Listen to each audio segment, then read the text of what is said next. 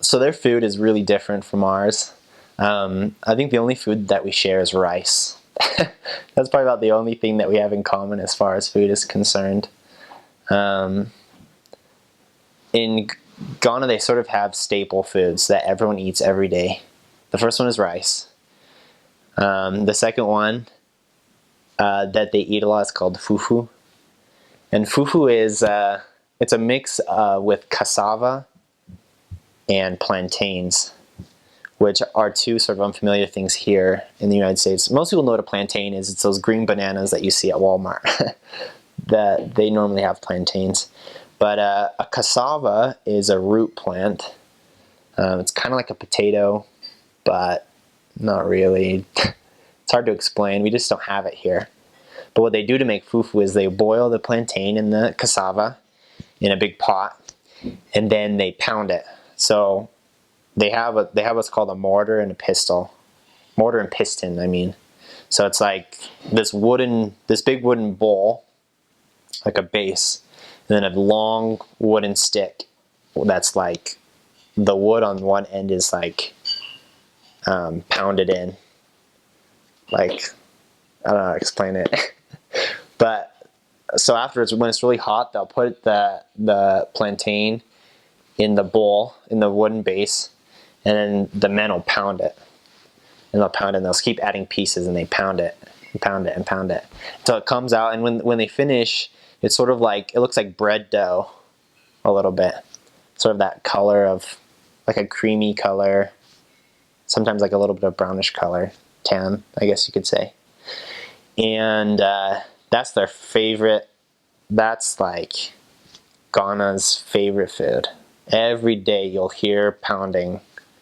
Every time of day, all day, you'll hear pounding because they love their fufu. And what they do is they pour soup on it, and you eat it with your hands. And you use your fingers. You use your fingers kind of like scissors, and you cut a little ball off of the big lump. You dip it in the soup, and you put it in your mouth, and you just swallow it. You don't chew. If you chew, they'll get mad at you because it's not good manners to chew fufu. So you swallow it whole.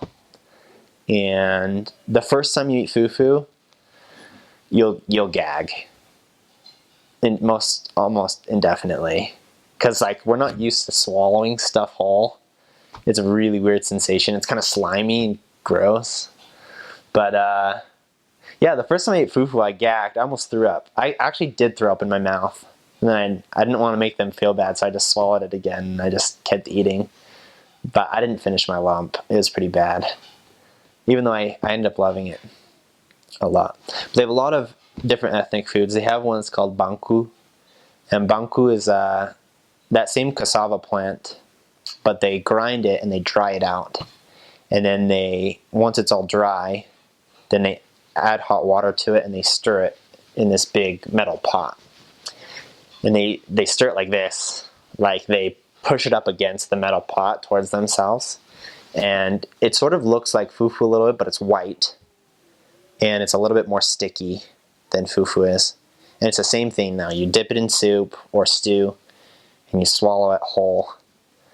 And banku is a little bit harder for new missionaries than fufu because it has a sort of a sour taste. Because while the cassava is drying, it becomes a little bit like fermented. And so it has a little bit of a sour taste. It's better to swallow it though. Because if you try to chew it, you'll really get that sour taste a lot more. But if you just swallow it and get it over with, then you won't taste it as much. Oh, here's a word they use that we don't use. We have peanuts, but they call them ground nuts. But it's the same thing. And then they have what's called groundnut paste, which is like peanut butter, but they don't add any sugar. They don't add anything to it. It's just straight up. They roast the ground nuts or the peanuts, then they grind it in a grinder, and then it comes out. It's not as thick as peanut butter. It's a little bit more watery than peanut butter, but it's virtually the same thing. And so they use it a lot with soups and stews and things. They'll use that groundnut paste. And they have this food, it's called eto.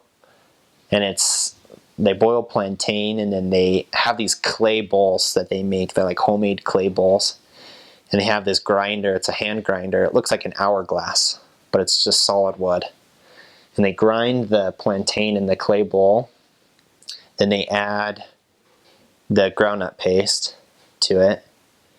And they'll add pepe, which is like red pepper. They put pepe in everything. Their food's really, really spicy. They put red pepe in everything. And so it sort of has like the bananas and peanut butter taste, but not as good because it's plantains and groundnut paste. And then they add hot pepper to it, so it's kind of spicy. It's really weird. They put pepe in everything. I don't know. So as you can tell, like the food's really different.